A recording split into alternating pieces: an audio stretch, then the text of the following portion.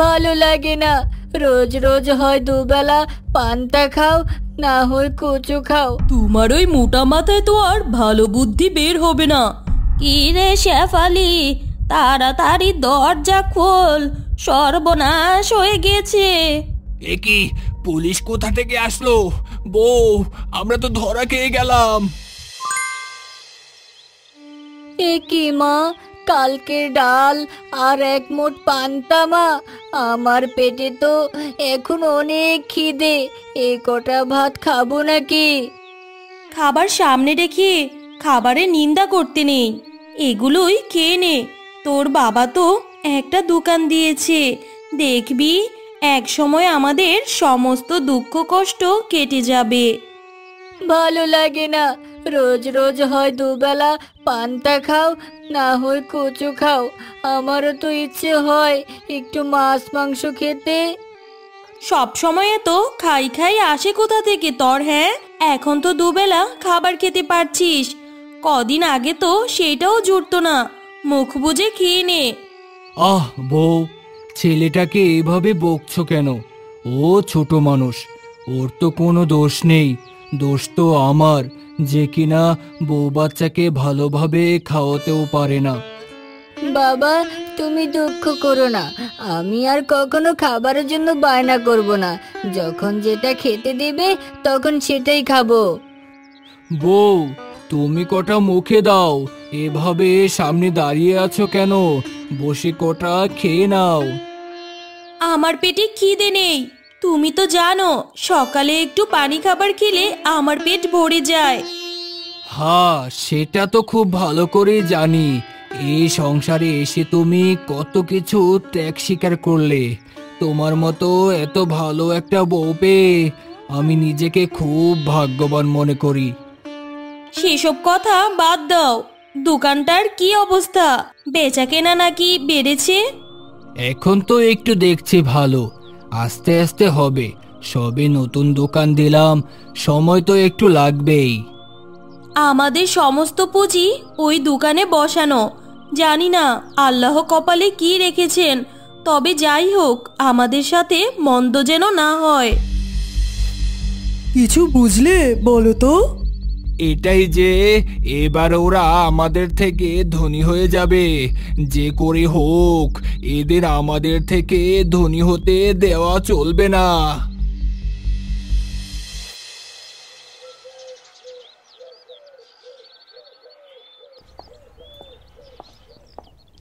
আর কত হাঁটবে? এত হাঁটলে তো পায়ে ব্যথা হয়ে যাবে বউ। শেষে তো আমারই পা টিপে দিতে হবে। তোমার ওই মোটা মাথায় তো আর ভালো বুদ্ধি বের হবে না। ভাবতে দাও কি করে ওই দোকানটা দূর করা যায়। মাত্র দোকানটা শুরু করলো, কিছুদিন চালাক, তারপর না হয়। চুপ করবে তুমি, গাধা একটা। ওরা একবারে ধনী হয়ে গেলে তখন ভেবো। শোনো, আজ রাতে সবাই যখন ঘুমিয়ে যাবে তখন ওই দোকানের সব মালামাল আমরা চুরি করে নিয়ে আসবো। এত রাতে তুমি হাটে যাবে নাকি বউ? গেলে গেলাম, তাতে কি? এখন বলো আমার বুদ্ধিটা কেমন হলো? আমার বউ বলে কথা, বুদ্ধি তো হবেই। দারুণ ভেবেছো। মা, ঘরে তো মনে হয় এবার আর থাকা যাবে না। দেখো কত বৃষ্টির পানি আসছে ঘরে। আমার ভয় তো তোর বাবাকে নিয়ে, সে যে কিভাবে এই বৃষ্টির মাঝে আসবে। তাড়াতাড়ি দোকান বন্ধ করে বাড়ি চলে যাই, যা ঝড় শুরু হয়েছে। সেদিন সন্ধ্যা থেকে শুরু হলো খুব ঝড় বৃষ্টি, তাই সেদিন বাজারে লোক না থাকায় দ্রুত দোকান বন্ধ করে চলে আসে। এদিকে দোকানের পিছনে তারা দুইজন চুপটি মেরে বসেছিল। কি করতে এলাম আর কি হচ্ছে? এ মূর্খ বৃষ্টি হওয়ার আর সময় পেল না। আমাদের কাজ আমরা করে ঠিকই বাড়ি চলে যাব। এখন চারপাশ নীরব, কেউ নেই। চলো এই সুযোগটাই কাজে লাগাই। তাড়াতাড়ি চলো, তা না হলে কেউ দেখে ফেলবে আর সর্বনাশ হয়ে যাবে। তারা দ্রুত চুরি করে সব কিছু নিয়ে পায়ে হেঁটে বাড়ির পথে রওনা দিল।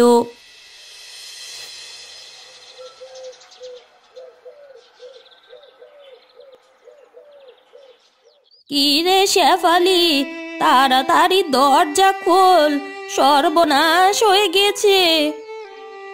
সারা রাত ঘুমাতে পারিনি বৃষ্টির জন্য। এত সকালে আবার কে এসে ঘরের দরজায় শব্দ করছে? আরে চাচি, তুমি যে এত সকাল সকাল, তা কি হয়েছে? সর্বনাশ হয়ে গেছে, তোদের দোকানের সব কিছু নাকি চুরি হয়ে গেছে শুনলাম। কি বললে চাচি? ওগো শুনছো, আমাদের দোকানের নাকি সব চুরি হয়ে গেছে। এখন আমরা কিভাবে চলবো, খাবো কি? সব পুঁজি তো দোকানে দিয়ে দিয়েছিলাম। ওগো আল্লাহ, এটা কি হলো? এখন আমরা চলবো কেমনে, খাবো কিভাবে? চলার মতো তো আমার আর কিছু রইলো না। বাবা, চিন্তা করো না, আল্লাহ যা করেন ভালোর জন্যই করেন। শোন, তোদের যে জমিটা দিয়েছিলাম, দেখছি ভালোই ধান হয়েছে। এবার ধান উঠিয়ে আর ওই জমিতে চাষ দিবি না। কেন, কি হয়েছে? আমি কত কষ্ট করে জমিটা ঠিকঠাক করে চাষ শুরু করলাম, আর এখনই নিয়ে নেবেন?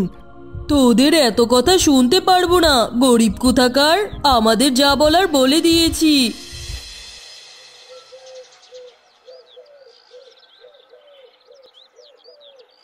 মিন্টু, এই মিন্টু, সে কখন থেকে ডাকছি, শুনতে পাচ্ছিস না?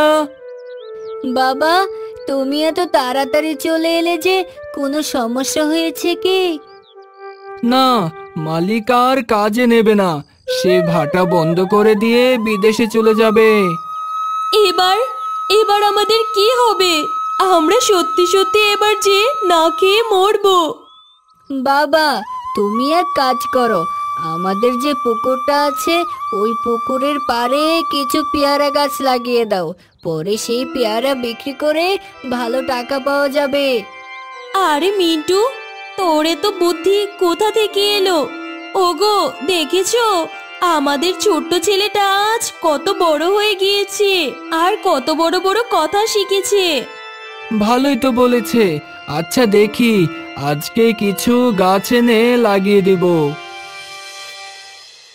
তারপর সে বেশ কিছু পেয়ারা গাছের চারা এনে পুকুর পাড়ে লাগিয়ে দিল। কিছুদিন পর গাছগুলো বড় হয়ে পেয়ারা ধরেছে। কিরে শেফালি, তোদের কি খবর? কেমন চলছে? ঠিক মতো খাবার খরচ চলছে তো নাকি? জি ভাবি, বেশ ভালোই চলছে। আল্লাহ সবসময় তার সৃষ্টিকে ভালোই রাখেন। আসার পথে দেখলাম তোরা পেয়ারা গাছ লাগিয়েছিস, বেশ ভালো পেয়ারা ধরেছে।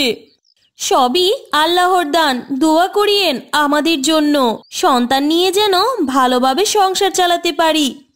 আচ্ছা তুই থাক, আমি যাই, তোর ভাই বসে আছে।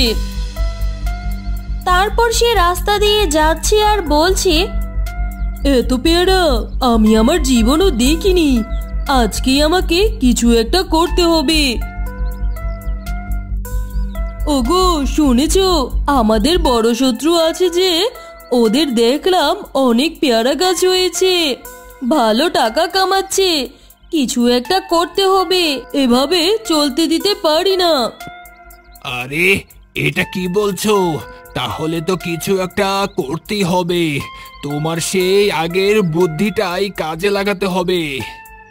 বুঝেছি গো, আগের মতো সব চুরি করে নিয়ে আসবো, তাই তো? সেই রাতে তারা আবার যায় চুরি করতে। যখনই পেয়ারা তুলতে যাবে তখনই পুলিশ হাজির। এই, একটাও কোথাও পালাবি না, দাঁড়া ওখানেই। এ কি, পুলিশ কোথা থেকে আসলো? বউ, আমরা তো ধরা খেয়ে গেলাম। আপনাদের ছেলে মিন্টু খুব বুদ্ধিমান, সে এসব করেছে। আমাকে গিয়ে বলল ওই লোকগুলো নাকি পেয়ারা গাছের দিকে নজর দিচ্ছিল, আর তখনই সে বুঝেছিল তাদের দোকানের মালামাল নাকি এরাই নিয়েছে। আর এর আগেও মালামাল চুরি হওয়ার আগে তারা নাকি দোকানের আশেপাশে ঘোরাফেরা করত। সবকিছু আল্লাহর ইচ্ছেতে হয়। কেউ অন্যের ক্ষতি করার চেষ্টা করলে তারই ক্ষতি হয়। আজ এটাই প্রমাণ হলো। তো বন্ধুরা, কখনোই অন্যের ক্ষতি বা লোভ করা ঠিক নয়। লোভে বা পাপে মৃত্যু, এটাই সঠিক।